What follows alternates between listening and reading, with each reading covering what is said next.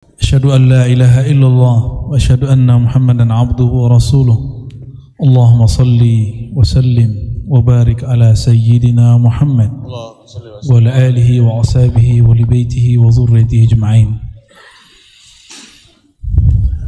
Amma ba'du, Allahumma akhrijna min zulumatil wahmi wal jahli ila al-ma'rifati wal ilmi. Allahumma ya Allah, keluarkan kami dari hijab kebodohan, amin, dari hijab kerasnya hati, amin, dari hijab dosa, amin, dari hijab semua yang menghalangi kami kepada Engkau, amin, Allah, kepada raf'il hijab ya Rabbana, amin, sehingga Engkau angkat hijab-hijab itu dari kami, amin, ya Rabbal Alamin.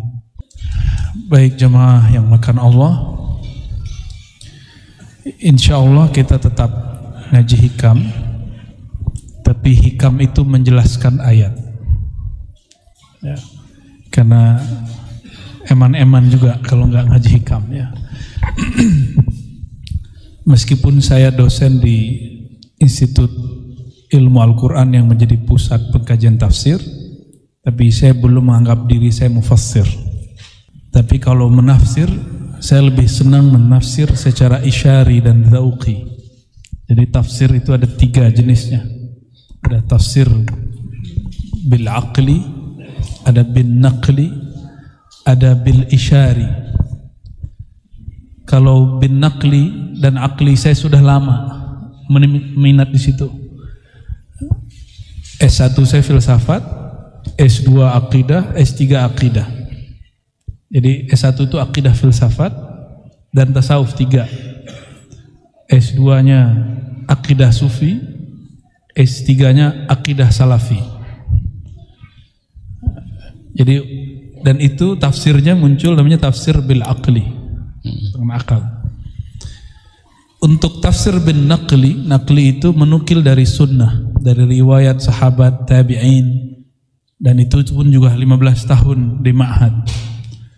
Dan fase itu menurut saya sudah cukup, sudah puas. Artinya kalau nanti ada isyarat kolbu yang menyimpang, nanti ditegur oleh akli dan naklinya, diluruskan. Atau sebaliknya, jika ada isyarat akal yang menyimpang, justru zauq akli lah yang menegurnya ya. Untuk mengambil berkah malam ini ada kitab, ternyata di masjid ini ada kitab tua, kitab tafsir As-Sawi ya. Ini ditulis oleh Al-Alama Al-Mufassir Ahmad As-Sawi Al-Maliki. Ini masih cetakan Darul Fikr, kayaknya nggak ada tahunnya nih ya.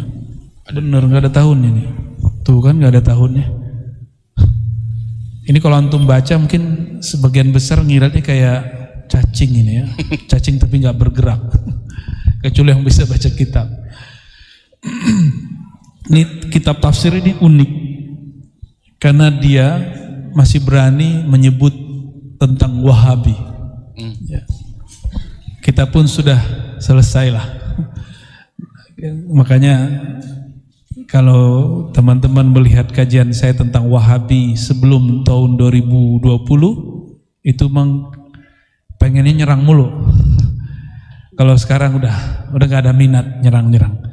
Terserah mau Wahabi serang saya, serang aja ya. Karena jangankan Wahabi, Aswaja aja ada nyerang kita ya enggak? Dulu emang saya kira kebenaran itu dengan jidal. Kita berdebat, kumpulkan dalil, menang-menangan. Tapi ternyata al-haq bukan begitu. Al-haq enggak begitu. Kebenaran dari Allah itu turunnya ke dalam ruhani. Buku akal pikiran ini hanya menerjemah. Maka kalau ada orang berdebat menang, itu belum tentu benar. Dan orang yang kalah berdebat belum tentu juga salah. Ya, dan sebaliknya. Ini bagi yang kenal saya S1 nggak percaya saya sekarang ngaji hikam, Pak. Jadi saya ketemu di rumah makan kawan saya S1, dia bilang, "Ente ngaji hikam? Udah tobat, Ji?" katanya. Enggak tobat, emang dari dulu seneng, cuma mungkin dimensinya beda. Ya. Karena mereka tahu dulu hampir tiap hari saya debat. Nggak ada dosen yang nggak saya debat. Cuma satu dosen yang nggak saya berani debat. Profesor almarhum Azumadi Azra. Saya nggak berani debat dia. Nggak tahu, ngeliat dia aja saya udah takut. Kalau di pesantren yang nggak berani saya debat cuma satu, kayak Ali Mustafa Yaakob. Nggak berani saya debat. Ya. Sama sekali nggak berani debat. Bukan berarti kita nggak bisa nimpalin. Apa auranya itu membuat kita tunduk gitu, membuat kita takluk. Ya. Teman saya ada yang berani debat beliau, tapi tetap aja kelas katanya. Baik. Kitab ini beliau menyebut kelompok Khawarij itu Wahabi. Ini yang otentik dari kitab ini. Maka di cetakan terbaru itu ada yang dihilangkan. Jadi Al-Allamah As-Sawi, Syekh As-Sawi ini Al-Maliki, mazhabnya Maliki, betul-betul gergetan dengan pergerakan Wahabi di zaman dia, ya. Apakah yang sekarang itu berbeda? Wallahu a'lam, ya. Saudi pun sudah berubah, Pak. Ya, Muhammad bin Salman karena tidak pro dengan ulama-ulama yang ekstrim itu, dia dijelek-jelekin oleh, maka antum melihat media sekarang itu justru media yang di sana nggak senang sama dia yang diterjemahkan oleh, ya.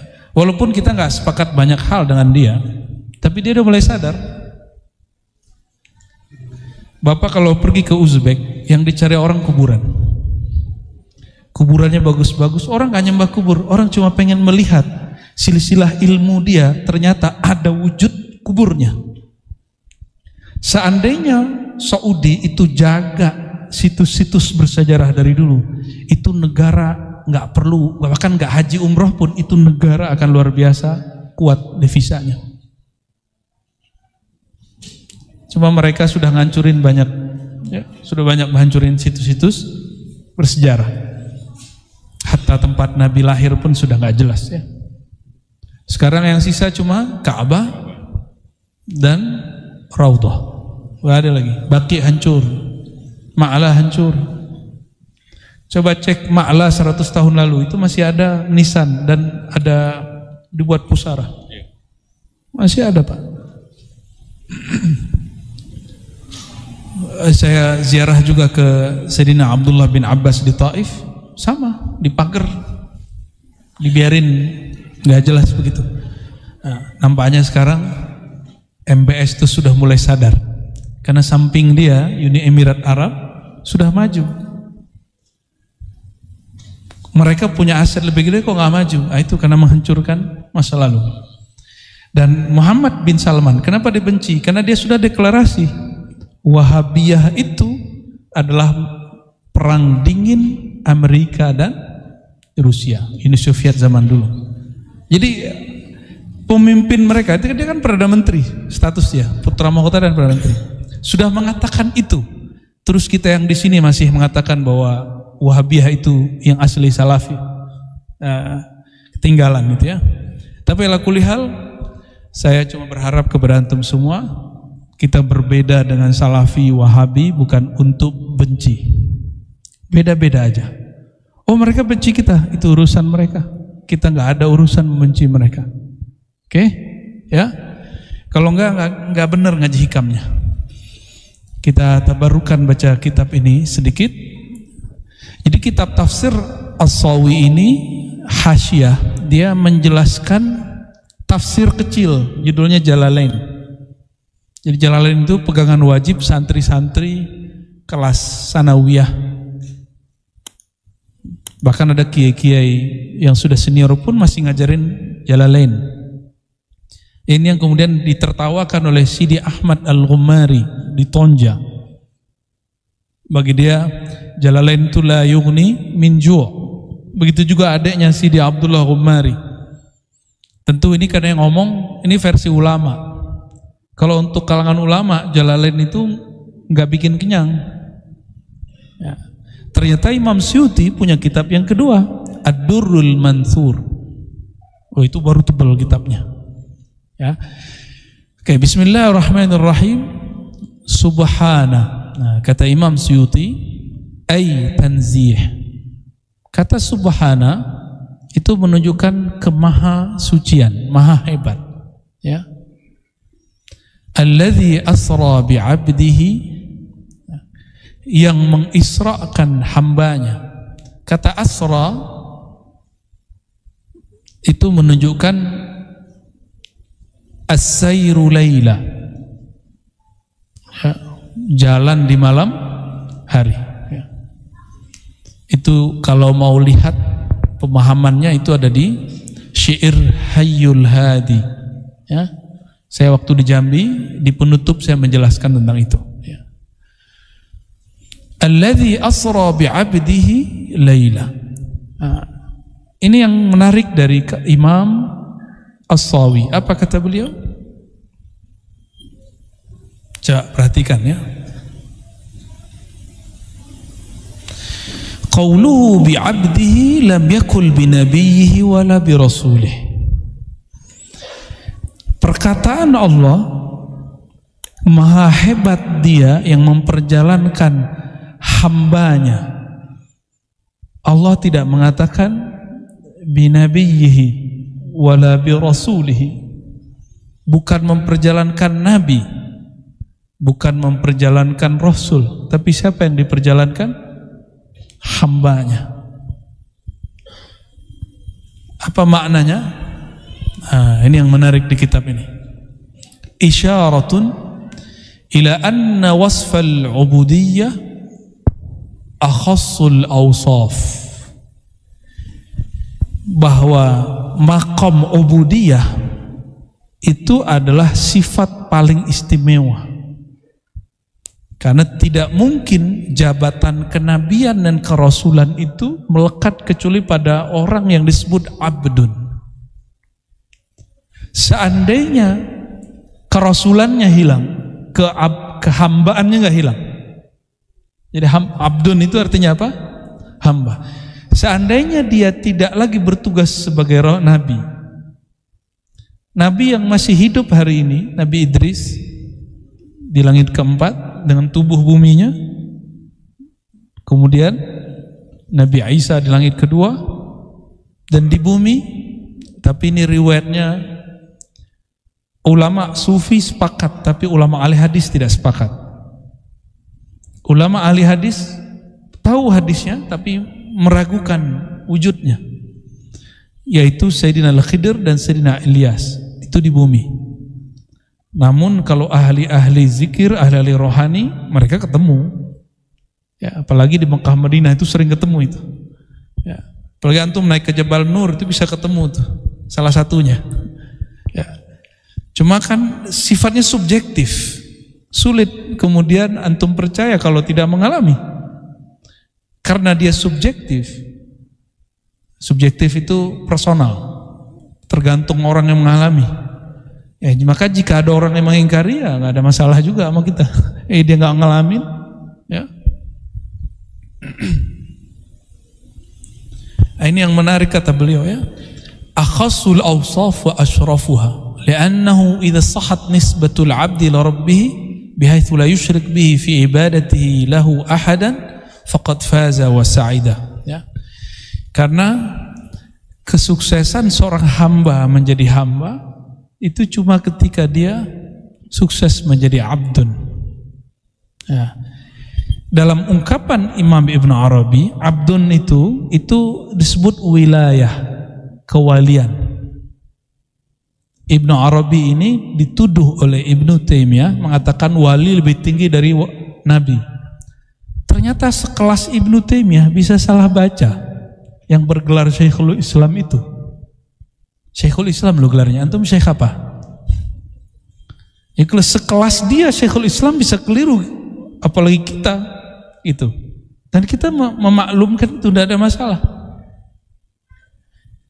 Ternyata Ibn Arabi dalam Fususul Hikam di bagian Sayyidina Musa pernah membahas tentang bahwa wilayatul anbiya, itu yang ketinggalan.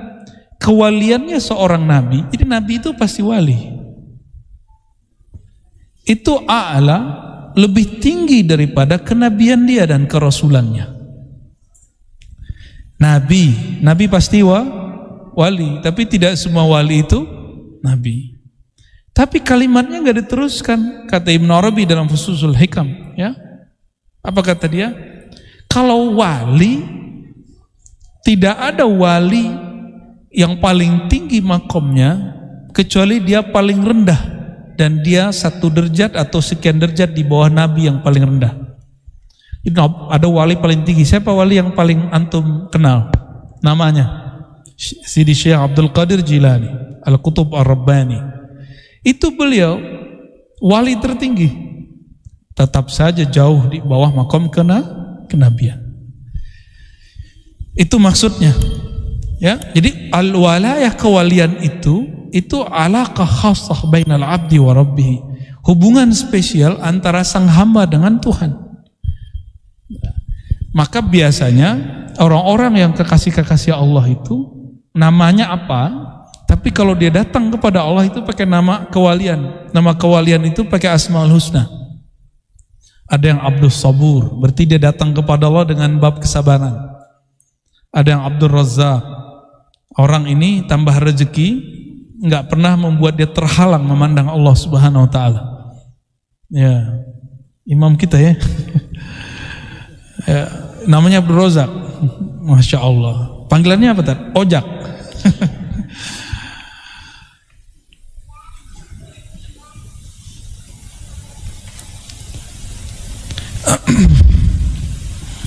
Lalu beliau menyebutkan di sini banyak sekali, ya. Tapi yang mau saya ambil bagian itu aja. Bagian yang lain mau ngisahin Isra Mi'raj sampai 12 malam mau. Janganlah ya. Ya. Dan kajian saya sudah banyak tentang kisah itu. Hadis per hadis. Dari tahun ke tahun pakai Sahih Bukhari kita biasanya. Ya. Sekarang kita masuk ke hikam aja ya. Nah, menjelaskan jika kalimatnya tentang abdun, kehambaan, pada kita itu kewalian. Pada Rasulullah itu makom kehambaan, makom paling basic beliau. Bagi kita itu sudah paling tinggi, yaitu kewalian. Mungkinkah seorang umat Nabi Muhammad SAW mengalami itu? Mungkin nggak? Antum pengen Isra nggak? Isra itu tujuannya apa di ujung ayat?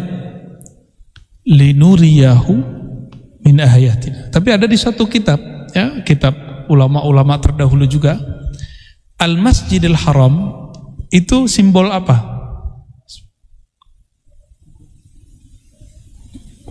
Kiblat. Apalagi? Persatuan. Ini kayak politik nih. Ketahuan nih bacaannya nih ya. Nonton beritanya ya. Apalagi? Bagus Ustaz. Al-Masjidil Haram itu simbol apa? Kalau kita ke Masjidil Haram, haram itu maknanya apa? Suci, terlarang, artinya terlarang. Kalau ada disebut hutan terlarang, itu hutan suci maksudnya. Nggak boleh dipotong, nggak boleh diambil, nggak boleh dijamah. Ketika orang ihram di Al-Masjidil Haram, di tanah haram, ada pantangannya nggak? Boleh nggak musyrik masuk ke kota haram? Nggak boleh. Maka beberapa masyayikh kami mengatakan minal Masjidil Haram itu adalah perjalanannya sahamba. Dia pertama kali adalah bab tauhid, karena Al-Masjidil Haram itu simbol tauhid. Jadi modal awal orang itu bisa menjadi hamba yang diisrakan Allah, dia harus kuat dulu. Ayyuharrim ma siwallah. Dia haramkan dirinya dari selain Allah Subhanahu wa taala. Ya. Wallahu alam, itu penafsiran beberapa masyayikh, bukan penafsiran saya, ya. Nah, ilal Masjidil Aqsa. Masjidil Aqsa yang kita sebut juga Baitul Maqdis, ternyata dulu hampir setiap nabi pernah ke masjid itu, dan itu adalah reuni akbar para anbiya 124.000 berkumpul di sana, dan semuanya menjadi makmum baginda Nabi Muhammad sallallahu alaihi wasallam. Ini sering saya berikan pertanyaan di jamaah kita dari bulan kemarin. Bagi antum masuk akal nggak orang yang hidup jadi imam, makmumnya yang udah meninggal? Gimana? Orang yang hidup siapa itu? Baginda Rasulullah SAW. Makmumnya paling yang berjasad yaitu 4 doang itu, Nabi Khidir, Nabi Isa, Nabi Ilyas, Nabi Idris. Selebihnya itu apakah Allah beri jasad lagi? Tidak ada riwayat yang menyebutkannya. Cuma disebutkan para anbiya mereka bermakmum kepada baginda Rasulullah SAW. Dalam akidah Islamiyah ada namanya qudrah iradah. Sanggupkah Allah memberi mereka tubuh? Sanggup. Maka supaya sah mereka menjadi umat Rasulullah, itu mereka dikasih tubuh harusnya. Gitu. Walaupun cuma sesaat. Saya mau tanya lagi, lebih mulia nabi atau malaikat? Bener nih, serius. Malaikat boleh nggak bertubuh, berjasad ya? Dia menyerupai. Jangan-jangan nih hadir nih ada yang bukan orang nih, orang-orangan maksudnya. Karena banyak sekali riwayat di zaman Bani Israel, ada orang keluar dari rumahnya ditemuin seseorang, ternyata orang itu malaikat. Nggak usah di hadis, itu hadis Bukhari Muslim. Di kisah Sayyidina Ibrahim, beliau didatangi 3 orang, ya masih ingat? Hal ataka hadithul muqarramun, kan itu ya? Itu gimana? Malaikat menyerupai 3 orang laki-laki, itu yang hombrang-hombrang jatuh cinta sama mereka. Yang 3 ini, ketika dihidangkan makanan, Nabi Ibrahim gak sadar. Bayangkan, sekelas Nabi itu gak langsung bisa memahami kejadian siapa yang di hadapan dia. Apalagi cuma wali, apalagi cuma seorang seperti kita ini. Ya. Baru ketahuannya apa? Pas ngidangin domba. Nah, ini guyonannya para habaib. Inilah dalil awal makan kebuli. Ya enggak lah, dulu kan mana ada nasi di situ ya. Nasi itu kan dibawa oleh orang-orang India. Ya, sama orang Indonesia, Thailand di belakangan ya. Mungkin dulu apa gitu, wallahu a'lam. Yang penting dihidangkan daging domba. Ternyata mereka nggak mau makan. Di sana nggak mau makan baru merinding. Sayyidina Ibrahim, apa kata beliau? Kalian bukan orang ya, baru nyadar. Jadi itu saking hobinya Sayyidina Ibrahim ikramud dhuyuf. Maka siapa di antara antum yang kalau ada tamu selalu menghidangkan makanan, itu insya Allah bersama Sayyidina Ibrahim nanti. Insya Allah. Mau? Kalau bersama Nabi kelasnya VIP. Bukan VIP lagi ya. Jadi para anbiya ini yang dirahasiakan. Apakah mereka diberi tubuh? Tapi secara akidah Ahlussunnah, apakah Allah sanggup menjadikan mereka bertubuh? Ya jawabannya tadi, lebih mulia malaikat atau nabi? Lebih mulia nabi. Karena lebih mulia nabi, mungkinkah nabi bisa berjasad? Mungkin aja. Ya. Oh, saya nggak pernah lihat ya. Antum nggak pernah lihat bukan berarti nggak ada. Nggak pernah merasakan. Nyampe ya, gimana mau ngerasain? Di kitab Hikam. Gimana? Karena kita bukan nabi. Isra itu perjalanan ruhani disebut dengan mukasyafah. Mi'raj itu perjalanan ruhani, dia gabungan 2, musyahadah yang tinggi lalu mukasyafah yang tinggi dan musyahadah. Mukasyafah itu yang disebutkan di ujung ayat, linuriyahu min ayatina innahu huwas sami'ul basir. Tujuannya untuk memperlihatkan kepada engkau wahai Muhammad, kepadanya, min ayatina. Maka ini jadi kaidah, miftahul mukasyafah ya'ud ila dhamirhu ay Muhammad sallallahu alaihi wasallam. Maka orang yang hanya dapat melihat yang benar dari mukasyafah itu cuma satu, min babi sayyidina Muhammad sallallahu alaihi wasallam. Karena lafaznya jelas, linuriyahu hu ay sayyidina Muhammad sallallahu alaihi wasallam min ayatina, agar kami memperlihatkan kepada sang Muhammad ayat-ayat kami. Ini lafaznya. Maka dari sini ulama-ulama ahlul haqaiq mengatakan ini kaidah azimah, bahwa tidak ada pengalaman batin yang sahih kecuali min babi sayyidina Muhammad SAW, kecuali lewat pintu sayyidina Muhammad SAW, lewat cinta beliau, lewat syariat beliau, lewat thariqah beliau, lewat haqiqah beliau dan ma'rifatnya beliau. Gak bisa yang lain. Itu gak mungkin. Mesti lewat Nabi Muhammad SAW. Kalau tidak itu disebut halu. Ya.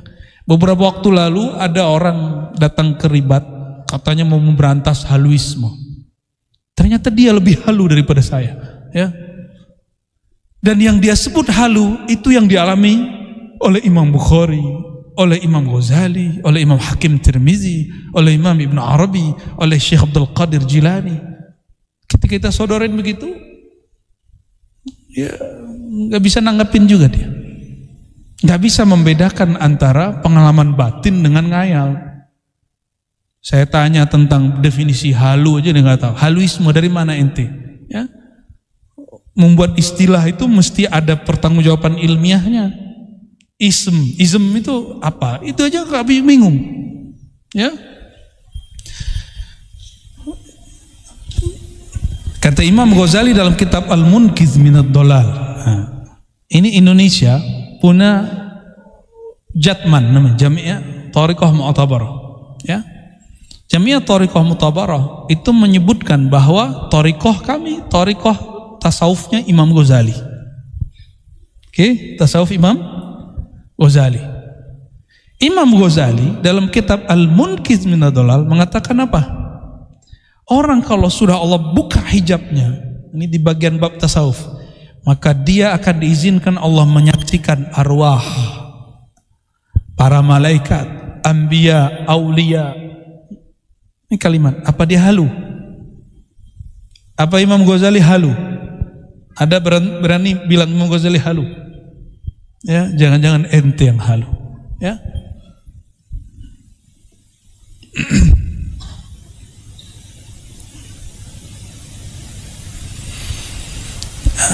Jadi Isra itu boleh disebut mukasyafah, batin yang disingkap oleh Allah sehingga seorang hamba menyaksikan bukan lagi dengan basar, tapi menyaksikan dengan basirah. Apa beda basar dan basirah? Kalau basar ya terhalang tembok, terhalang dia. Tapi kalau basirah dia tidak terhalang itu. Ini yang terjadi pada Sayyidina Umar, dizahirkan. Ketika lagi khutbah, dia berteriak kepada panglimanya yang sedang bertugas di wilayah Irak. Dia di Madinah. Mungkin saja. Kenapa? Itu yang disebut oleh Imam Al-Mursi. Maqam dia kuntu sam'ahu alladhi yasma'u bi. Itu Sahih Bukhari. Pendengaran dia sudah diganti oleh Allah. Pandangan dia sudah ditukar oleh Allah Subhanahu wa taala. Makanya mereka itu disebut abdal. Abdal itu secara harfiahnya diganti sifatnya, harfiahnya diganti karakter dan kemampuannya. Wallahu a'lam bishawab. Ya. Law annaka la tasilu ilai illa ba'da fana'i masawik wa mahwi da'awik lam tasil ilaihi abada. Ya. Ini ada mitologi. Jadi bertasawuf itu banyak mitosnya daripada realnya. Dulu kawan-kawan saya kalau mau ngaji hikam itu ejekannya dahsyat. Lu mau ngaji hikam? Setengah jam sebelum jam sholat urusan masjid tuh. Ya. Lu ada urusannya apa dengan itu? Itu masalah mau ngambil bab sunnah atau tidak, bab mustahab atau tidak. Oh ente kalau ngaji hikam udah nggak boleh banyak dosa. Berarti kalau nggak ngaji hikam boleh dosa gitu. Itu logika apa itu? Logika apa ya begitu? Lebih mulia hikam atau Quran? Orang baca Quran, terus ada takdir dia berdosa, terus gimana? Ya tinggal tobat tuh, mudah. Gak usah kemudian mempersulit hidup. Kalau mau dikasih perbandingan, kira-kira seperti itu. Di hikam ada kalimat cara supaya kita bisa mengalami Isra rohani. Kalau Nabi SAW Isra Mi'rajnya udah pasti ruh dan jasad. Ini disebutkan di tafsir As-Sawi. Apa kata beliau? Kalau menurutmu bisa sampai kepada Allah, dimi'rajkan kepada Allah itu setelah kamu betul-betul bersih, setelah kamu betul-betul tidak ada lagi cacat di batinmu, la tasil ilaihi abada, kamu tidak akan pernah mi'raj rohanimu. Jadi kalau mitologi tentang tasawuf ini enggak kita berantas, orang-orang akan nggak ada yang bertasawuf. Atau kalau ngomong bertasawuf ntar lupa dunia loh. Lu gimana mau ngelupain dunia? Masih makan, masih minum, masih kawin, ya kan? Nggak mungkin.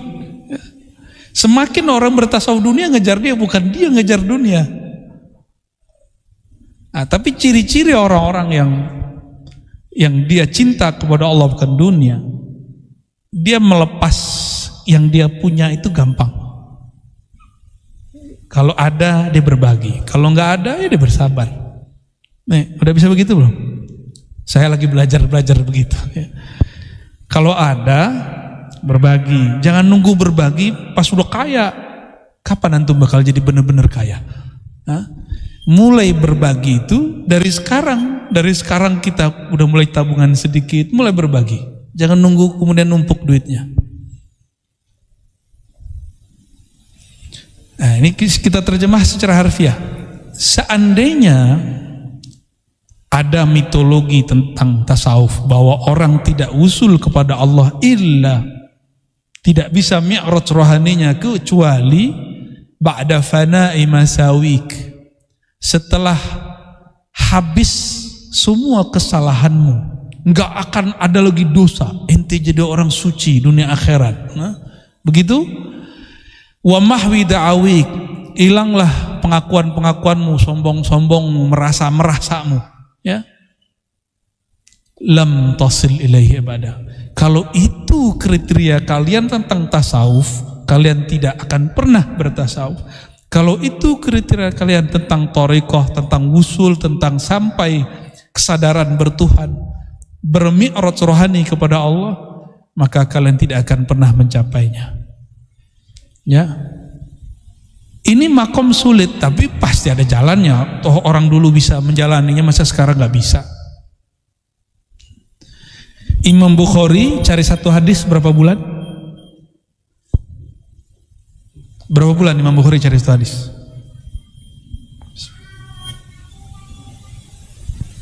3 bulan tuh cepet.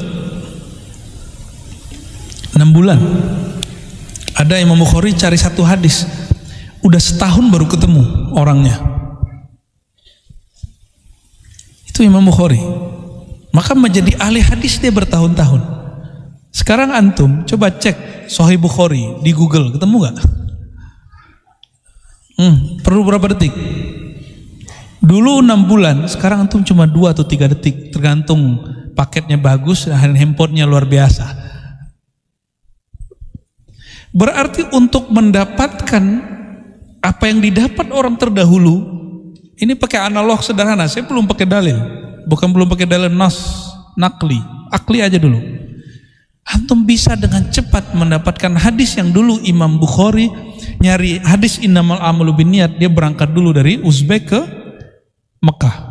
Antum bisa bayangkan 3-4 bulan. Gimana? Jika satu ilmu dahulu sekarang dapatnya sebentar, maka tenang aja. Pengalaman rohani, ilmu-ilmu kerohanian juga begitu. Dulu sulit mencapainya, sekarang mudah mencapainya. Jadi ini bergerak barengan. Dan semua itu Allah sediakan untuk akhir zaman ini. Hadis sekarang gampang ya. Saya nyari kitab sekarang tinggal telepon, besok datang kitabnya. Mau kita minta berapa dus, datang kitabnya. Kalau dulu enggak, kita jadi mahasiswa dulu aja sulit. Jadi 10 tahun yang lalu masih sulit. Sekarang katanya pandemi, katanya krisis, lebih mudah. Nah, maksud saya sederhana. Bab kerohanian tambah mendekat akhir zaman, tambah cepat. Tambah cepat ya.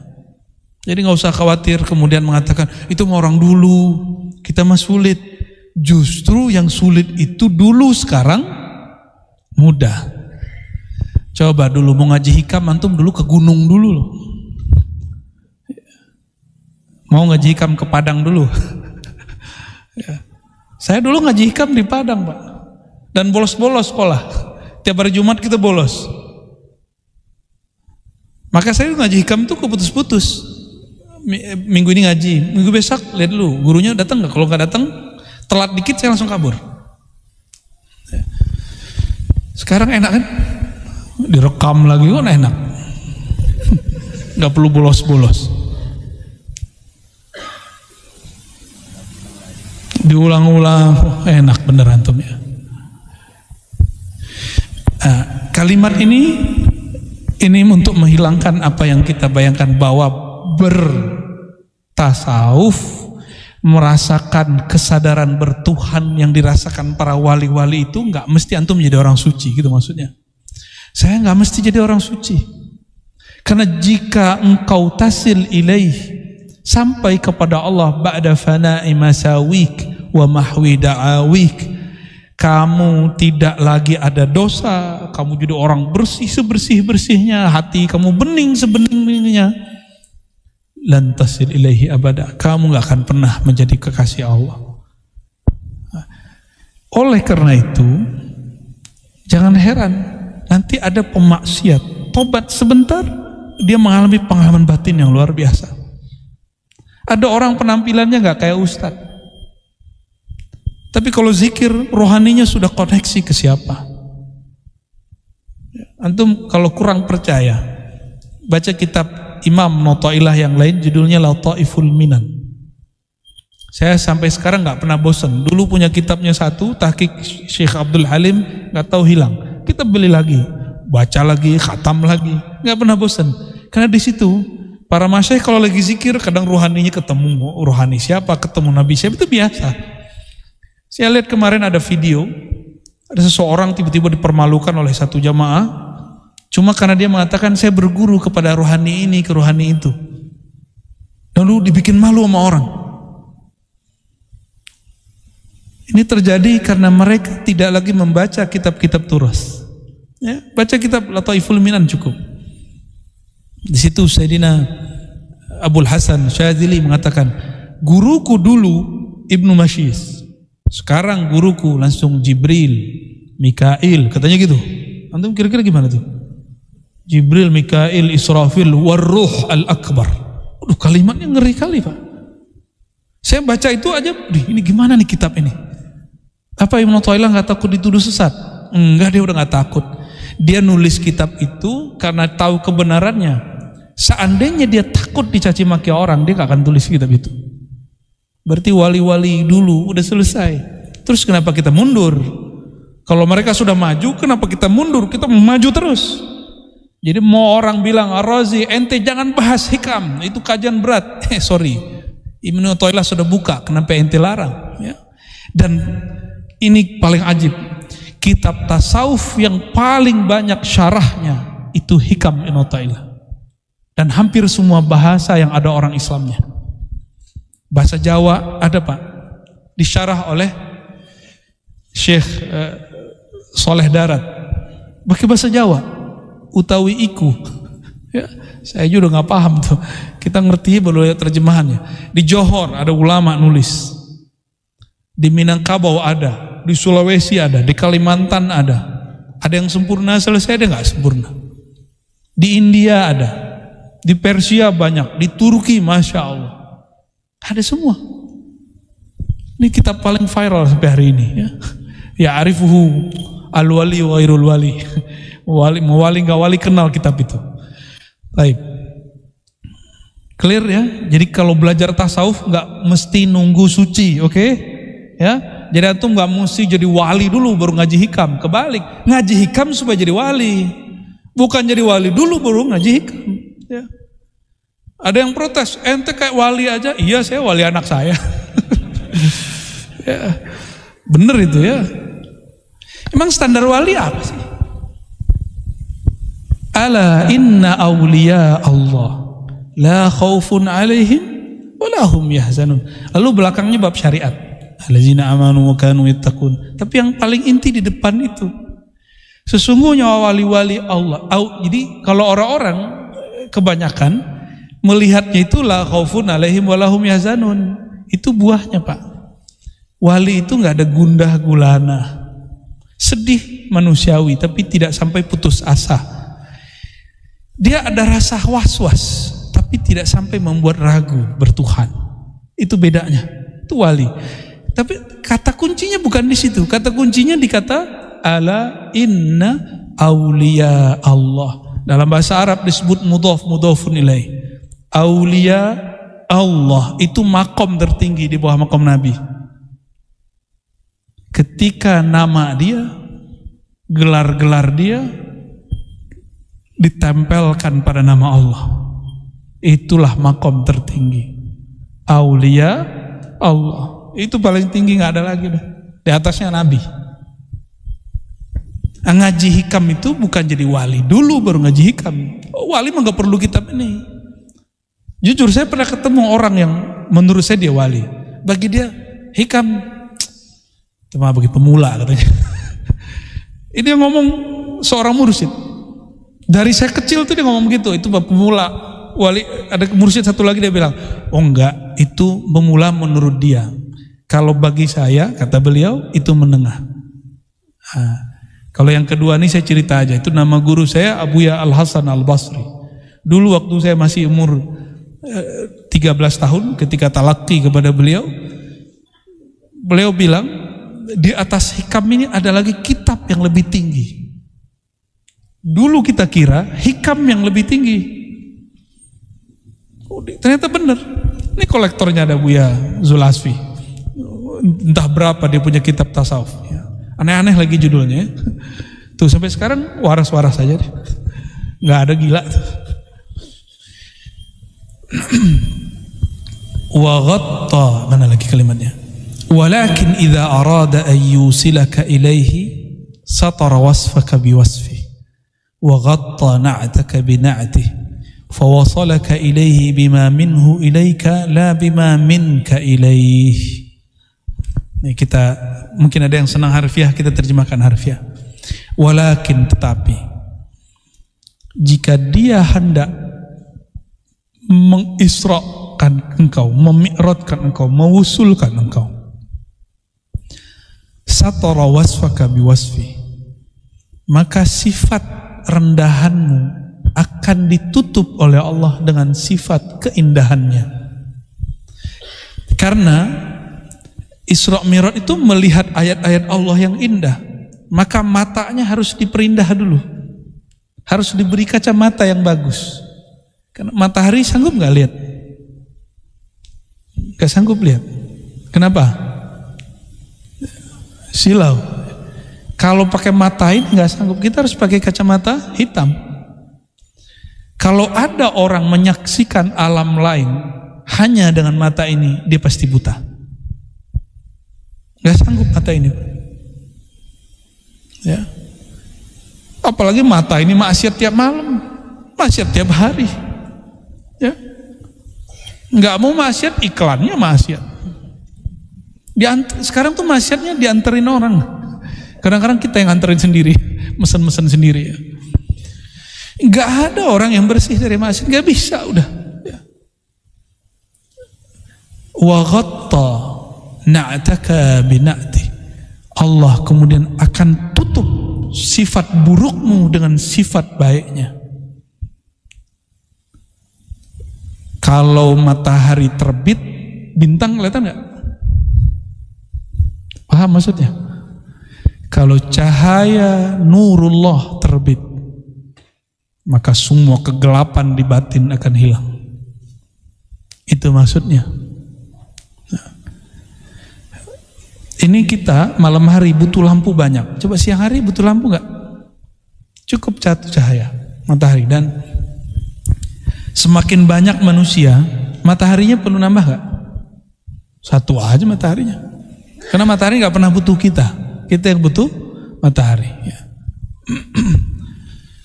Fawasalaka ilaihi bima minhu ilaik. Maka Allah mengundang kamu. Nah, Isra Mi'raj itu kan Allah mengundang. Maka lafaznya bukan sara, tapi asra. Dia yang mengundang Rasulullah SAW di malam hari untuk datang kepadanya. Nah, fawasalaka ilaihi bima minhu ilaik.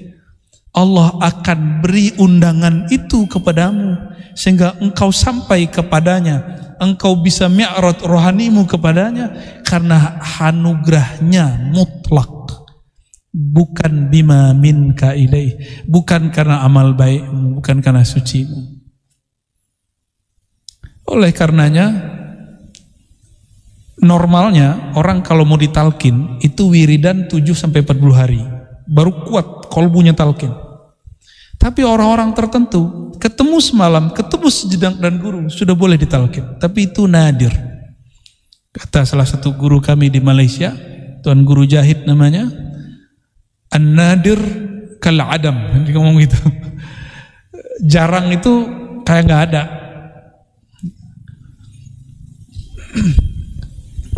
Dulu guru dari guru-guru kami itu pendiri salah pesantrennya Buya Zul Asfi ini, namanya Syekh Sulaiman Ar-Rasuli.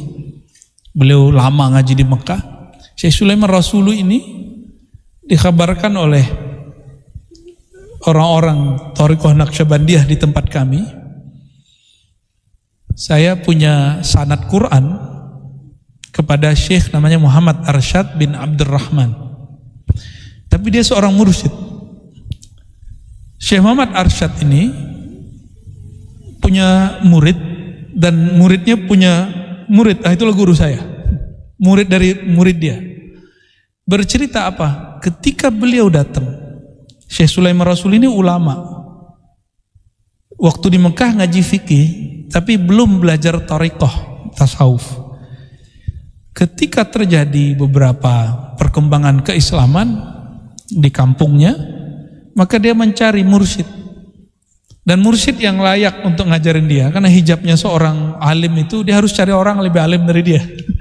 Ya, padahal kalau dia bisa melihat bahwa ilmu itu anugerah dari Allah, dia nggak mesti bermursyid kepada orang yang lebih alim. Kepada mursyid aja nggak mesti alim. Dicarilah Syekh Muhammad Arsyad, seorang muqri, bisa membaca Al-Quran 7 qiraat dan hafiz Quran, namanya Syekh Muhammad Arsyad bin Abdurrahman. Ini bukan Muhammad Arsyad Datu Kelampayan Banjar, bukan. Itu hanya semalam.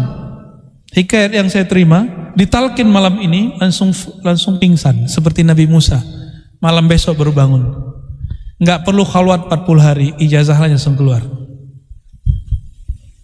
Dijazahin langsung jadi mursyid. Udah rohaninya sudah berangkat sudah.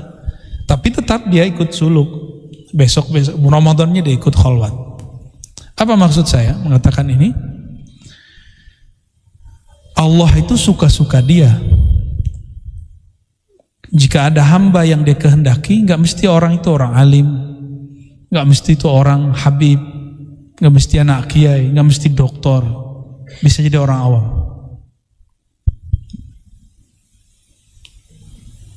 Orang yang mati masuk kubur itu ruhnya masih ada nggak? Kalau masih ada, seharusnya bisa komunikasi dong, Pak.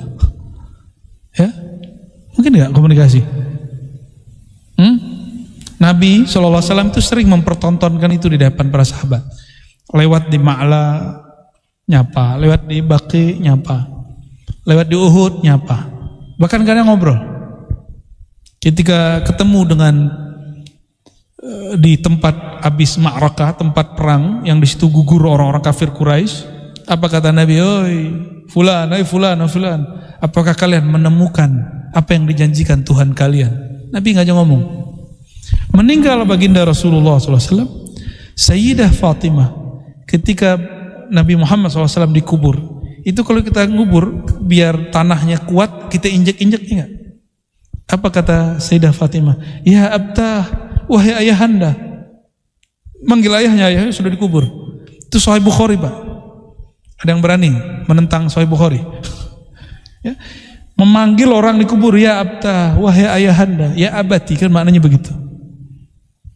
Betapa teganya orang nginjek-nginjek kamu. Kira-kira gitu. Sayyidah Aisyah tinggal bersama kubur baginda Rasulullah SAW bertahun-tahun sampai ayahnya meninggal. Lalu kemudian masuk Sayyidina Umar di kubur situ, baru dia keluar. Kuburion kan Sayyidah Aisyah, pencinta kubur, tidur di kuburan, Mbak. Kenapa Sayyidah Aisyah kemudian keluar dari kamar, gak tinggal situ lagi? Karena dia menghukumi orang yang sudah wafat seperti orang hidup. Jadi nggak boleh lagi buka hijab dekat kubur.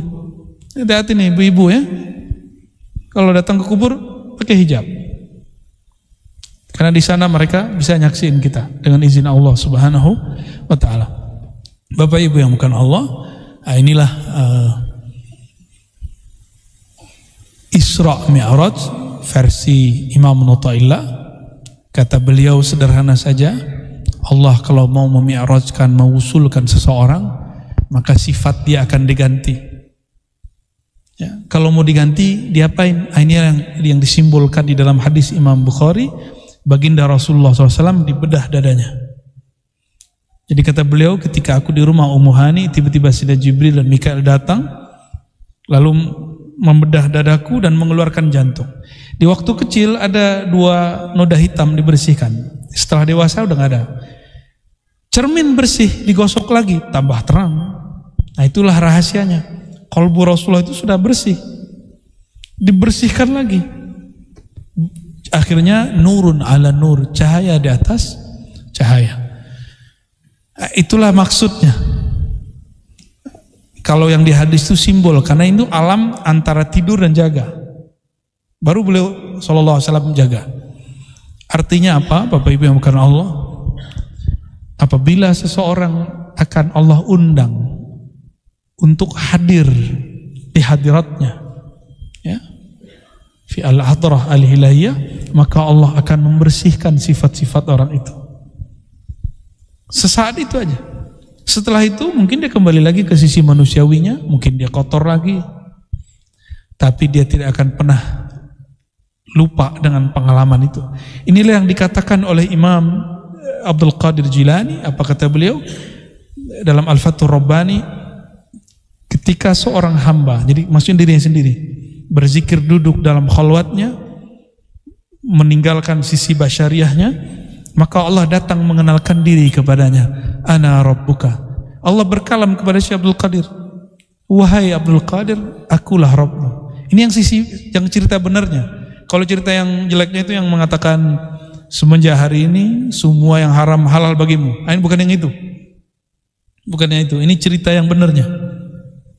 Kita kan taunya selama ini cuma kisah itu. Akhirnya kita nggak pernah percaya kalau ada orang mengalami ana rabbuka, kata Allah kepada dirinya. Padahal itu terjadi pada Imam siapa?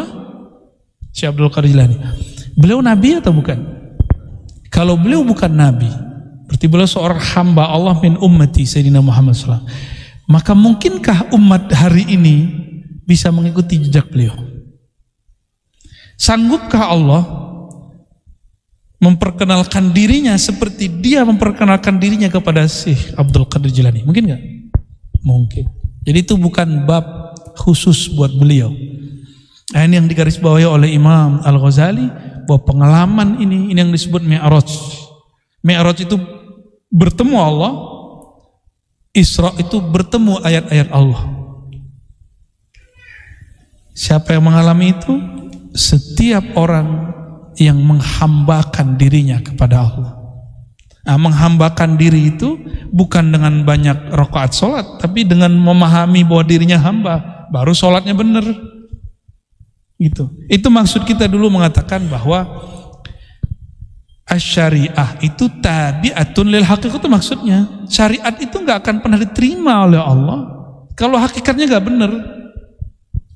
Hakikat itu dalam sholat itu niat. Innamal a'malu bin niat. Itu bab hakikat. Kalau niat gak benar, sholatnya benar gak? Ya cuma orang kan gak mau paham. Ya. Kita sebutkan teks 1000 juga gak mau percaya. Yang penting kalau kita ngomong salah. Ya.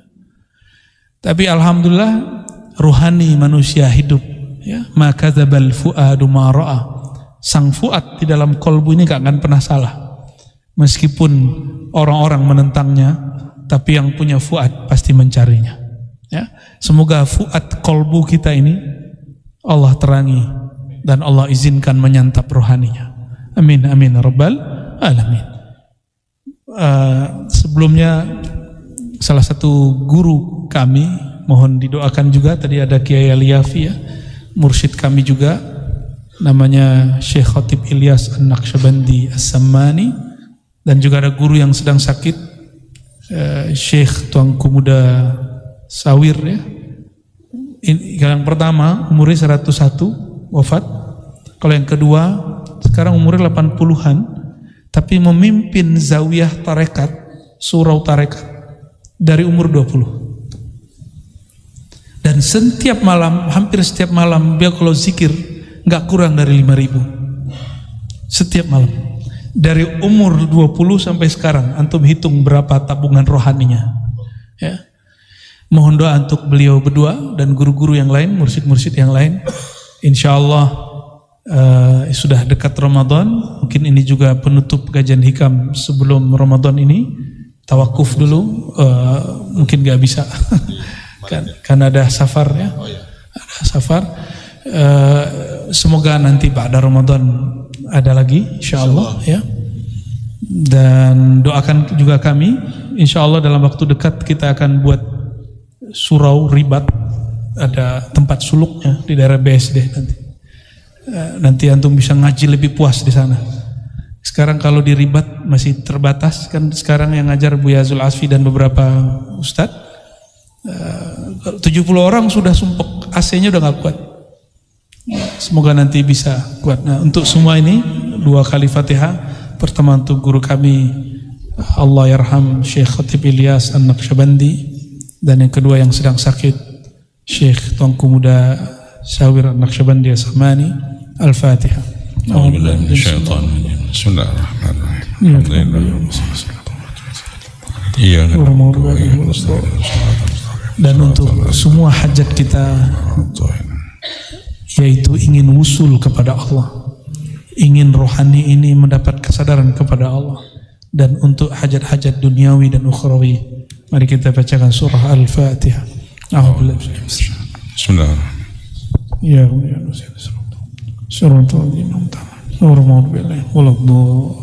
amin. Ya, fadhal Pak. Ada karena tawakuf sampai 9:30 boleh. Baik, kalau masih ada pertanyaan-pertanyaan, Kak Buya ada berikan kesempatan kepada Bapak Ibu yang ingin bertanya, angkat tangan aja, sebutkan namanya nanti. Ada dari ibu-ibu? Enggak ada? Oh, masih ada. Maaf.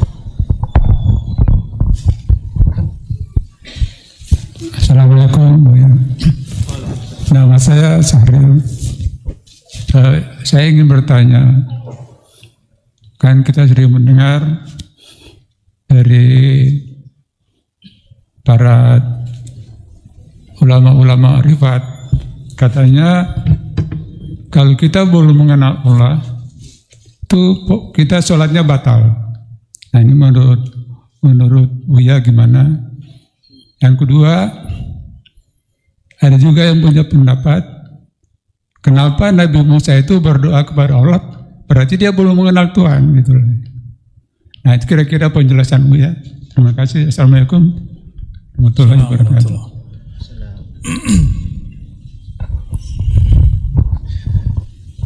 Diterima dan sah itu lain, Pak. Kalau ilmu fikih berbicara sah dan batal. Sah dan batal itu berdasarkan rukun dan syarat. Dalam rukun Islam, rukun sholat, adakah mengenal Allah? Nggak ada, adanya di syarat. Apa syarat wajib sholat?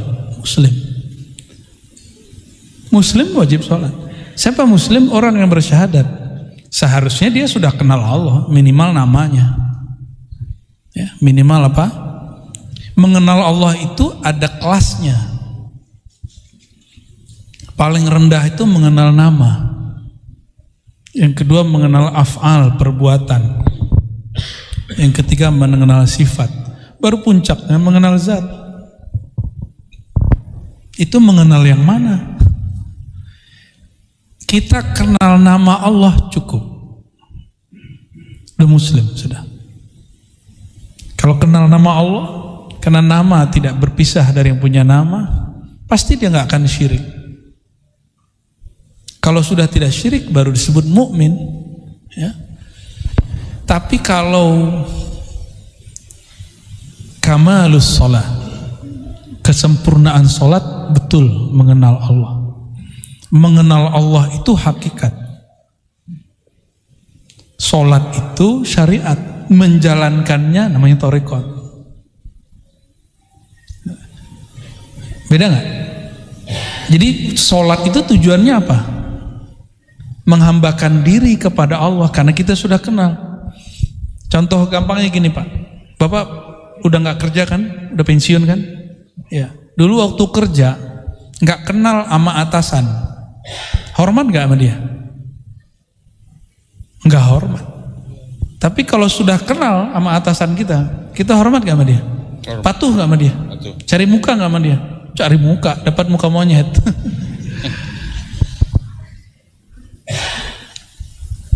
Kalau orang kenal kepada Allah, maka dia patuh kepada Allah. Sholat itu kepatuhan. Kalau ada orang sholat belum patuh, berarti dia sedang latihan sholat. Kita ini sekarang sedang latihan sholat. Bapak itu belum betul-betul sholat. Serius. Aqimis sholata lidzikri. Baru benar ini. Dirikan sholat, hakikatnya sholat untuk mengenalku, mengingatku. Zikri. Mungkin nggak mengingat yang nggak dikenal kan nggak mungkin. Maka sholat zikir itu wajib, itu pasangannya. Kalau sholat tidak ada zikir, maka secara ilmu hakikat tidak diterima, bukan batal. Jadi kadang-kadang istilah fikih dibawa ke akidah, istilah akidah dibawa ke bab tasawuf, nggak nyambung. Ya, orang yang ingkar kajian-kajian kita itu rata-rata dia ambigu, dia talfik, campur-campur istilah. Udah jelas kitab tasawuf dibacanya ala akidah. Udah jelas bab akidah dibacanya ala fikih. Udah jelas bab hakikat dibacanya versi fikih. Batal tidak batal itu bab fikih. Jangan salah bab. Jangan salah istilah.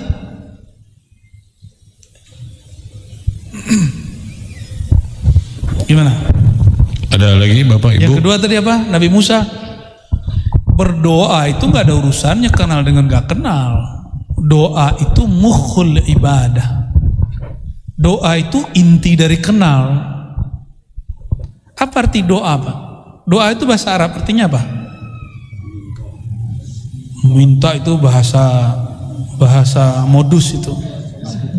Minta itu bahasa Arabnya tolab. Kalau doa artinya apa? Memanggil, menyeru. Doa itu menyeru. Kalau saya mau panggil hoi, siapa yang ngelihat saya? Kan nggak ada orang mau lihat. Di sono saya lihat ada namanya orang yang Abdullah, saya panggil, Abdullah, baru dia. Maka berdoa itu justru aslul ma'rifah. Orang ketika berdoa itu tanda ada asal ma'rifah dalam dirinya, dikenal kepada yang dia seru. Maka doa itu memanggil, qul ud'ullaha awid'ur rahman. Katakanlah, berdoalah, serulah, panggillah Allah. Jadi doa itu, tolong terjemahannya dibenerin, bukan meminta saja. Doa itu memanggil, menyeru, bermanja-manja. Ya, saya ini orangnya tegar Pak. Tapi kalau saya sakit, ada orang yang saya sayang, ibu, istri, atau saudara, itu saya bermanja-manja, aduh tolong saya, gitu.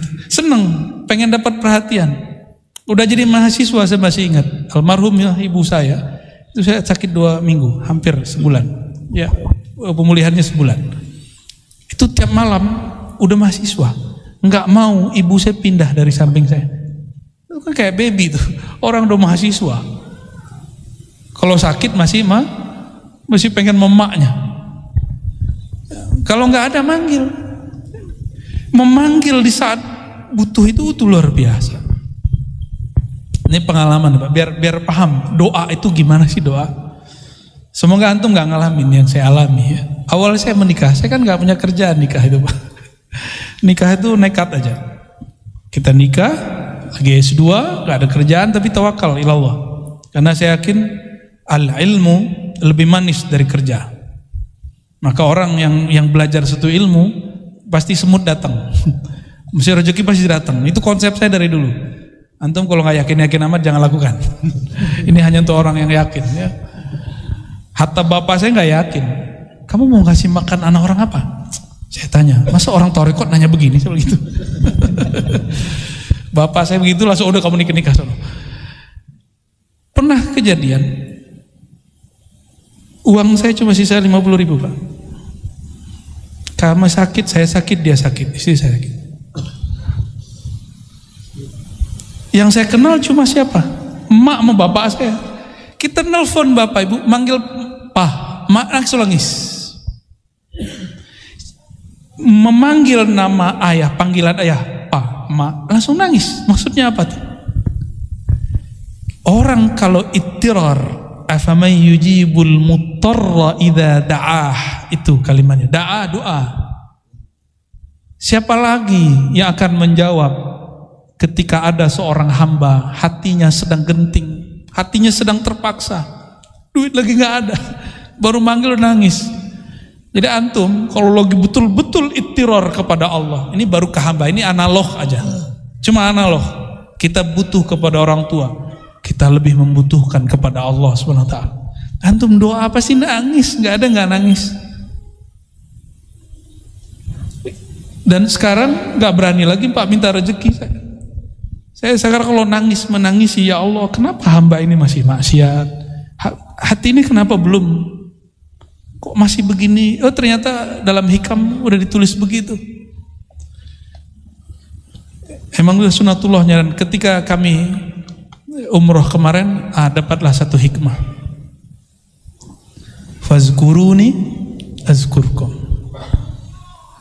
Ingatlah aku ingat kamu. Ya, benar. Tapi orang tidak akan mampu mengingat Allah kalau Allah tidak menggerakkan dia ingat kepada Allah. Benar. Ini bukan Jabariyah, ini cerita bab anugerah. Di saat saya berzikir, berarti Allah sedang menghendaki saya menyebut namanya. Paham maksudnya? Di saat antum gak zikir, Allah lagi berkehendak apa?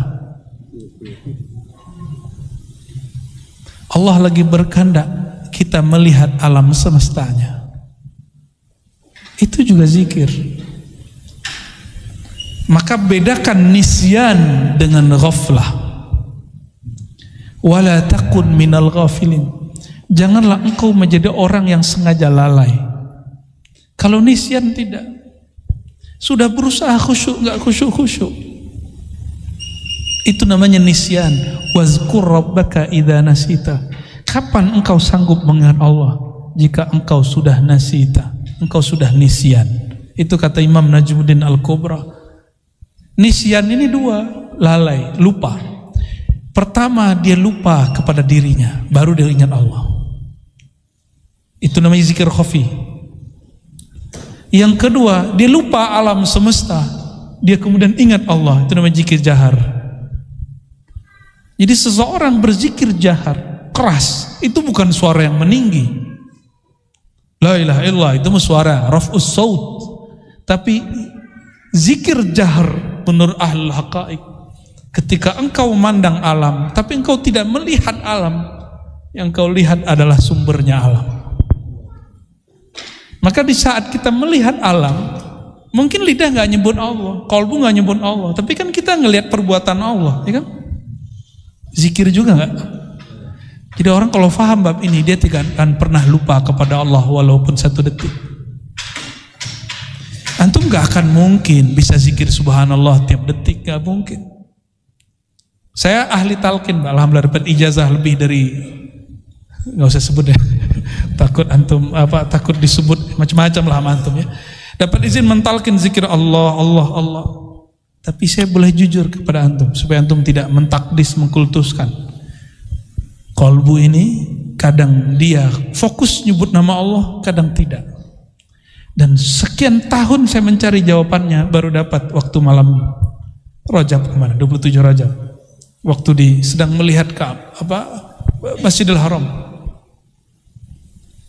Pagi-pagi mulai dari ba'da subuh sampai syuruk. Habis syuruk kayaknya malas hati ini mau sarapan. Karena lagi asik sarapan rohani. Mendapatkan sir fazkuruni azkurkum. Dan di alam ini kan kalau enggak namanya Allah, perbuatannya Allah. Kalau enggak sifatnya Allah dan pemiliknya zatullah. Jadi tubuh kita ini nggak boleh pisah sekalipun, sedikit pun dari nama Allah. Pisah mati. Maka kalau ada binatang mati itu dia nggak nyebut nama Allah lagi. Jadi setiap binatang, tumbuhan itu ada nama Allah, Allah titipkan di mereka.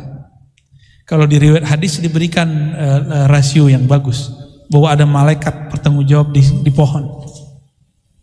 Tapi menurut kitab Isrul Asrar Syekh Abdul Qadir Jilani enggak. Di situ ada sir, ada ruh. Ar-ruh an-nabat, ya, ruhun nabat, ruh an-nabati. Jadi berdoa bukanlah tanda tidak kenal Allah, tapi berdoa itu menunjukkan bahwa ada aslul ma'rifah di qalbunya. Maka di hadis disebut mukhul ibadah. Ya, kalau saya boleh menyebut istilah lain, ad-du'a simatul walayah. Doa itu ciri khas kewalian. Itu ya. Wali itu kenal sama yang dia panggil ya, kalau nggak kenal, kalau panggil istri kan nggak ada yang lihat, tapi panggil nama dia pasti dilihat ya. Berani manggil orang pakai oi? Hah? Coba manggil Allah pakai oi. Oi. Bisa nggak? Enggak. Di jalan ketemu orang kita panggil, yang kita panggil namanya atau tubuhnya, tangan gitu nggak? Namanya atau gelarnya. Mungkin dia dulu rektor kita, Pak Rektor, walaupun dia bukan rektor lagi. Jadi yang dipanggil apa? Nama dan gelar. Ya, Pak DKM. Kayak barangkali itu ya. Jadi tolong diluruskan Pak, ngaji ma'rifat tuh harus hati-hati, ngaji hakikat. Karena ya, banyak orang tergelincir di situ. Kita berdoa semoga Allah menjaga kita semua. Gimana? Masih lanjut? Ya. Marrah wahidah. Fadhal. Assalamualaikum warahmatullahi wabarakatuh. Assalamualaikum warahmatullahi wabarakatuh. Saya baca dalam kitab karangan Syekh Imam An-Nawawi. Dalam kitab itu dijelaskan dalam Banten.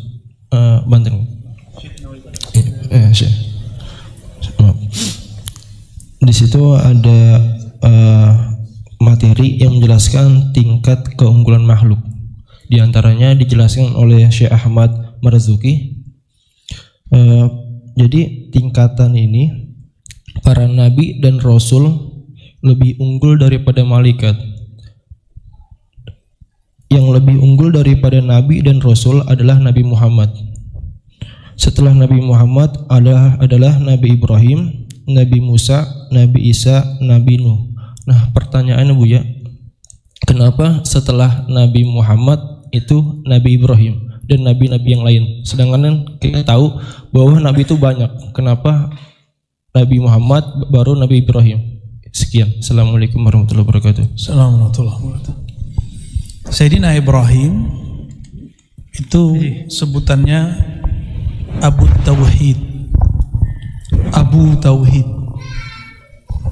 Apa arti Abu Tauhid? Abul Muwahhidin, bapaknya ahli tauhid. Dan tidak ada nabi dari Bani Israel, dari Bani Ismail, orang-orang Arab, bahkan dari jalur Siti Konturo yang jadi orang Asia Timur, Asia Tenggara seperti kita, kecuali keturunan beliau. Kecuali keturunan beliau. Jadi insya Allah wali-wali Allah yang ada di negeri kita itu keturunan Siti Konturo. Insya Allah. Kita nggak bisa mastiin juga. Ya. Tapi di hadisnya begitu, bahwa Siti Konturo adalah istri Sayyidina Ibrahim yang melahirkan orang-orang Asia Timur dan Tenggara. Wajahnya ya kayak kita ini.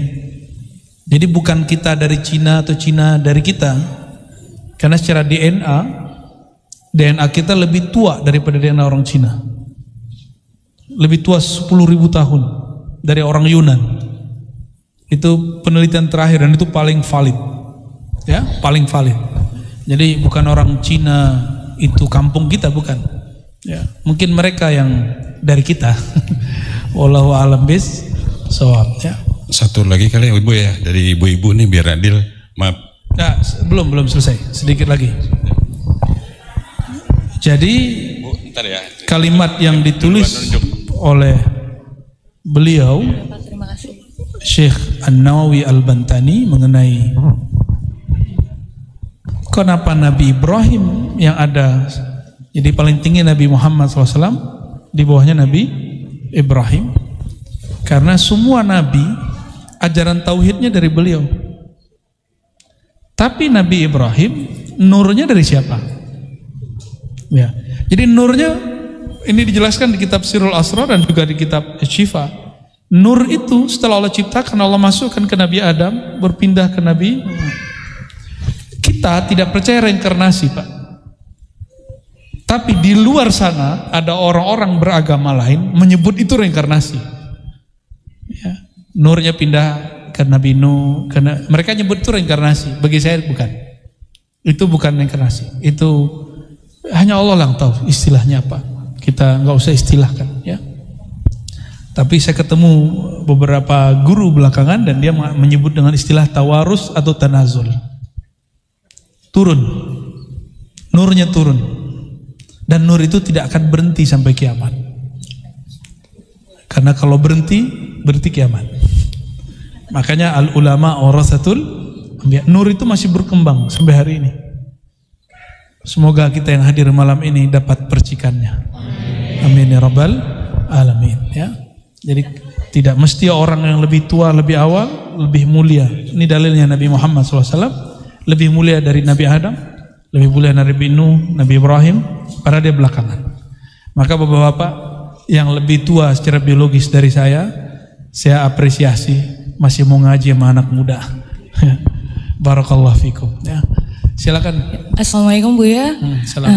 Saya mau menceritakan pribadi saya. Ketika paman saya mau meninggal, itu saya mendapatkan amalan. Nah, ketika beliau meninggal dunia, saya menyebut nama beliau aja sampai nangis-nangis. Sampai saat ini pun saya tidak bisa melupakan beliau. Padahal saya tuh tidak dekat dengan beliau ya, almarhum itu. Nah, bagaimana untuk amalan itu? Karena ketika saya memakai amalan itu, ibadah saya menurut saya lebih baik, maksudnya lebih mendekatkan diri dengan Allah. Amalannya apa? Seperti istighfar, Al-Fatihah sama Al-Ikhlas itu sebelum. Kalau untuk tidurnya seperti sunahnya Rasulullah,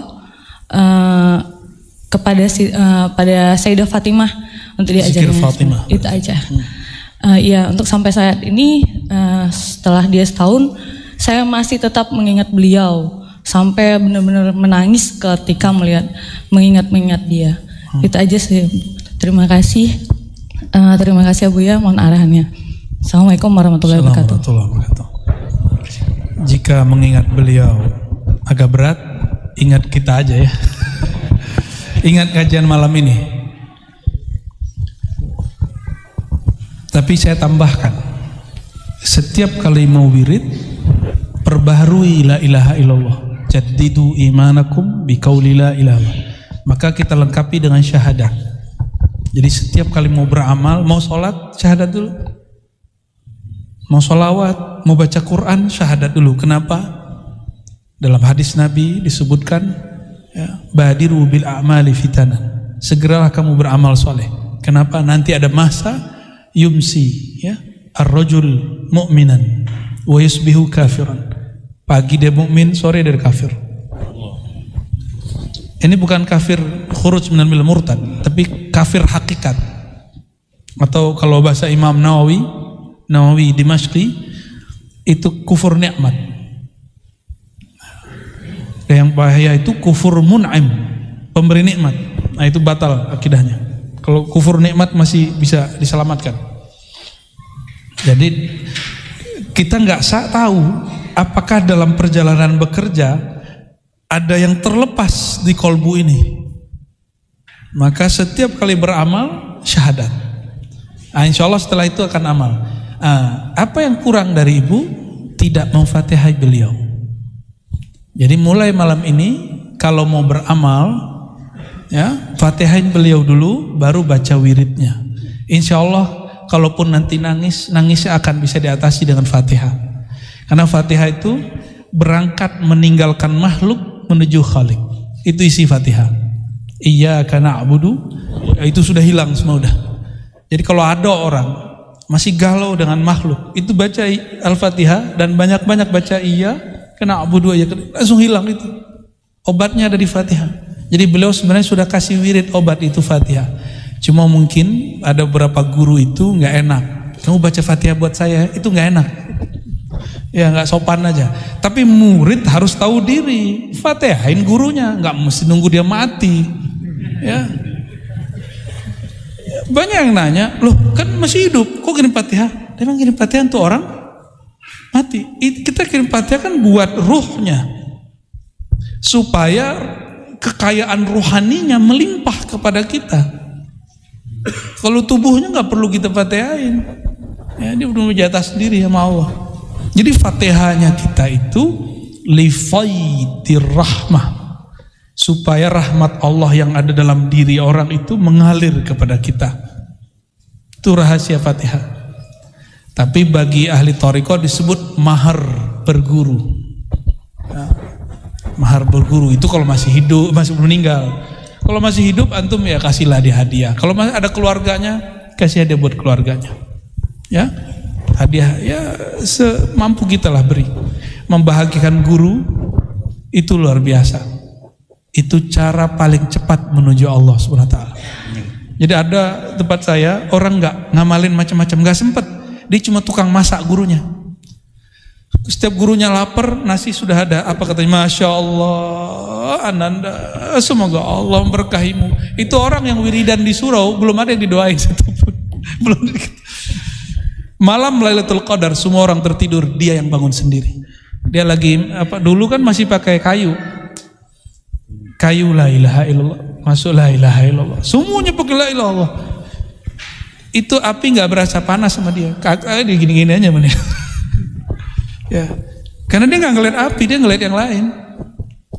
Ada orang yang sadar saat dia Lailatul Qadar, ada yang tidak. Ada yang dia cuma zikir aja, dia nggak tahu kalau itu Lailatul Qadar. Nggak ada masalah, nggak mesti ada pengalaman aneh-aneh. Jadi bahagiakan guru, ya. Jangan pernah berpikir apakah guru ingat saya, tapi pikirkan apakah saya selalu ingat guru. Jadi kalau ketemu sama guru di jalan jangan bilang ingat saya nggak. Lo guru itu muridnya banyak. Soal adab kalau kita begitu. Ya. Cuma kalau yang sudah terlanjur, nanti kalau ketemu lagi jangan begitu.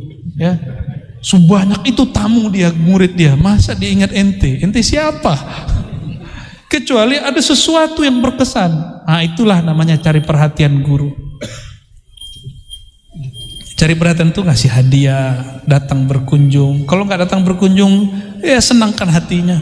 Maka dia akan ingat terus. Maka dalam kitab disebut ya, disyarahikan juga Imam Sya'rani Jangan kamu tanya kepada gurumu, ingatkah engkau kepadaku? Tapi tanyailah dirimu, seberapa ingat kamu kepada gurumu, sebanyak itulah kamu bisa ingat Rasulullah SAW. Sebanyak apa kita terkenang ajaran Rasulullah, indahnya Rasulullah, akhlak Rasulullah, rindu kepada Rasulullah, maka sekencang itulah. Ini yang disebut di dalam hadis Nabi, hadis Qudsi. Siapa yang datang kepadaku berjalan, ya Allah, aku datang kepadanya berlari. Maksudnya apa? Siapa yang datang kepadaku berjalan, menjalani ajaran kekasihku, aku akan jemput dia. Dia datang jalan, aku lari. Cepat sekali. Itu yang disembunyikan dalam isyarat hadis ini. Ya. Jadi kita tertatih-tatih bangun malam hari. Terus saja lakukan, terus. Nanti di satu saat, ini sebagai penutup di Syarah Hikam, ya. Satu saat, di saat saya sudah enggak ambisi mau mi'raj, sudah enggak berangan-angan mau wusul, udah enggak minat lagi mau kasyaf, tidak kasyaf, sudah netral dan nol kalbunya. Kata Imam Abul Abbas Al-Mursi, guru Ibnu Thaillah Sekandari, la yasilal abdu ilallah wa huwa mushtahin ilal wusul. Seseorang tidak akan sampai kepada Allah jika dia masih bersyahwat pengen usul, jika dia berangan-angan ingin kasyaf, ingin sakti, ingin dapat Lailatul Qadar. Gak usah ditunggu-tunggu, jadikan kullal lail Lailatul Qadar. Apa ciri-cirinya? Mulai malam ini antum jangan kurang witirnya 3, kalau bisa 11. Ya. Biasanya nonton dulu nggak kalau malam? Bener? Nih, bener nih. Kapan witirnya? Setelah nonton. Ngantuk-ngantuk, antum terusin. Ya, lawan. Ini sudah deket, nggak nyampe berapa hari lagi nih? 23. Sudah ini Syabannya udah berapa nih? Berarti nggak nyampe 25 hari lagi. Ini udah gak ada ceritanya. Tiap malam antum sudah hampir wajib witir. Oke? Ngaji hikam gak? Beneran nih ngaji hikam? Oke, tiap malam witir. Saya gak bilang wajib loh ya. Hampir wajib. Pengen dicintai Allah, pengen wusul tanpa susah payah, autiru walau biraka'ah. Berwitirlah tiap malam. Ya. Nanti ada masa di saat kita gak berangan apa-apa, antum mengalami suatu pengalaman yang luar biasa indah. Insya Allah hazinnya wa likulli intisalihah. Al-Fatihah. Bismillahirrahmanirrahim. Alhamdulillah. Surat ya Allahumma ya Rahman Rahim ya Karim ya man asra bi'abdihi layla. Amin. Ya Allah, صل على سيدنا محمد اللهم صل وسلم عليه الذي أسريته من المسجد الحرام إلى المسجد الأقصى. Amin. Ya Allah, sampaikanlah salam kami kepada hamba Engkau, kekasih Engkau. Amin. Nabi kami, Rasul kami. Amin. Sumber dari nur alam semesta kami. Amin. Nabi Muhammad sallallahu alaihi wasallam. Sampaikan juga ya Allah cinta kami, rindu kami. Kami tidak bertanya ya Allah apakah kami ada di dalam hati baginda Rasulullah. Amin. Tapi kami selalu menanyakan diri kami ya Allah, kapan hati ini selalu ada baginda Rasulullah. Amin. Allahumma inna ala dzikrika wa syukrika wa husni ibadatik. Amin. Maka bantulah kami ya Allah untuk banyak berselawat mengenang Nabi Engkau. Amin. Sehingga kami mudah mengingat Engkau. Amin. Sehingga kami mudah mensyukuri Engkau. Amin. Sehingga kami mudah menyempurnakan keubudian kami kepada Engkau. Allahumma ya muqallibal qulub, ya musarrifal qulub, sabbit qulubana ala dinika wa ta'atik. Amin. Ya Allah, jika kami perhatikan kalbu ini ya Allah, hari ini kami ngaji, malam ini kami berdoa beristighfar, tapi setelah pulang kami maksiat kembali, hati kami kotor lagi ya Allah. Jika mengandalkan kesucian hati, kebeningan hati, ya Allah, kapan kami akan merasakan kerinduan kepada Engkau, ya Allah? Amin. Kapan kami akan sampai kepada keridhaan Engkau, ya Allah?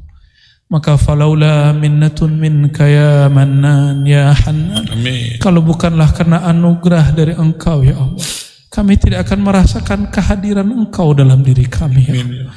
Farzuqna ya Rabbana al-hudur wal-yaqaza wal-fana wal-baqa biminnatik wa bini'matik. Maka dengan nikmat dan anugerah kemurahan Engkau juga, ya Allah, bikaramika ya karim, Amin. bi'ataika ya mu'ti. Amin. Dengan kemurahan Engkau yang tak bersyarat, ya Allah. Meskipun kami masih durhaka, ya Allah, jemputlah rohani kami untuk merasakan kerinduan itu kepada Engkau, merasakan hadir Engkau dalam ibadah kami. Amin ya Allah. Allahumma ya Allah, qulubuna muzlimah, qalbu kami, ya Allah, penuh gelap. Gelap karena sombong, gelap karena duniawi, gelap karena urusan-urusan kecil yang masih menghambat kami di dunia, ya Allah. Amin ya Allah. Namun nur Engkau, ya Allah, jika telah terbit, maka semua kegelapan akan hilang, ya Allah. Amin. Fa'asyrik ya Rabbana nuraka fi qulubina. Maka terbitkanlah, ya Allah, dengan kerahmanan rahim-Mu, dengan kemurahan hadiah-hadiah-Mu, Amin ya Allah. cahaya Engkau, cahaya Nabi Engkau di dalam diri kami, ya Allah. Amin ya Allah. Nawwir qulubana ya Rabbana binuri mahabbati. Amin. Maka izinkan, ya Allah, diri yang hina ini, ya Allah, mata yang masih maksiat ini, telinga yang masih maksiat ini, kolbu yang masih berkhianat ini, untuk merasakan, ya Allah, cinta kepada Engkau, ya Allah. Amin. Allahumma ya Allah, Rasul-Mu mengatakan, idza ahabba syai'an aktsara dzikra. Jika seorang hamba cinta sesuatu, akan banyak berzikir mengingatnya. Tapi kami mengaku, ya Allah, kami belum banyak mengingat Engkau, ya Allah. Bahkan di dalam sholat pun kami lupa kepada Engkau, ya Allah. Fazakirna bilutfika ya Allah.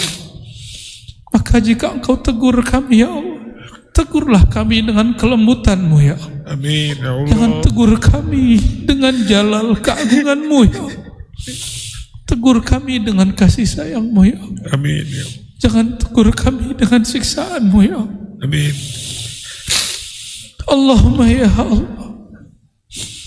Allahumma ya Allah. Tiada lagi kata yang dapat kami ibaratkan, sampaikan, ya Allah. Ya man huwa alimun bidzatis sudur. Engkau maha tahu, ya Allah, semua yang tergores dalam hati kami. Engkau maha tahu, ya Allah, semua kotoran di dalam diri kami, ya Allah.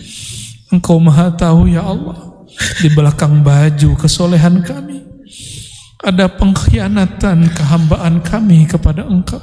Amin ya Allah. Wa'afu anna ya afu. Maka, ya Allah, maafkanlah kami, ya Allah.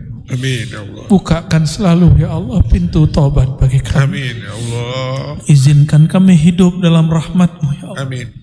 Wafat dalam maghfirah-Mu, ya Allah. Amin ya Allah. Masuk ke alam sana penuh dengan syafaat baginda Rasulullah sallallahu alaihi wasallam.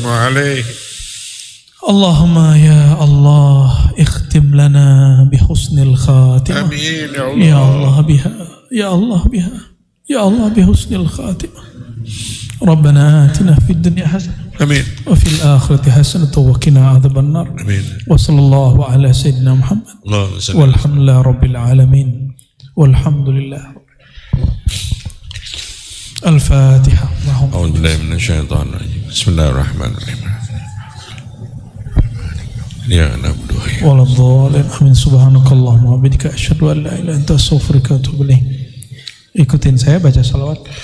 Sallallahu rabbuna ala nuril mubin Ahmad al-Mustafa Sayyidil Mursalin wa ala alihi wa sahbihi ajma'in. sallallahu rabbuna ala nuril mubin Ahmad al-Mustafa sayyidil mursalin wa ala alihi wa sahbihi ajma'in sallallahu rabbuna ala nuril mubin